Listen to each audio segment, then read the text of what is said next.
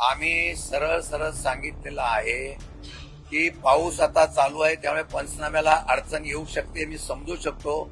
बळीराजा जो त्या ठिकाणी बाधित झालेला आहे त्याचा आकडा येणं आहे, मी पण समजू शकतो.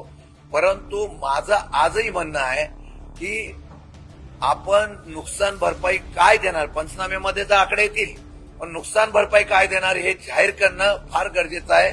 कारण दुर्दैवाने काही 2 दिवसामध्ये अपेक्षा मिळत नाही म्हटल्यानंतर आत्महत्या वाढलेल्या आहेत, त्या होऊ नये असं वाटत असेल आणि सरकारला या आत्महत्याचा खुनी व्हावं वाटत नसेल तर तत्काळ उद्या कॅबिनेट आहे, उद्या ही तात्पुरती 5,000 वगैरे ही मदत अजिबात मान्य नाही, तत्काळ मदत जाहीर करावी आणि त्यानंतर अजून वाढीव काय देणार असा केंद्र राज्य सरकारतून तर तशा पद्धतीने द्यावी अशी आमची अपेक्षा आहे.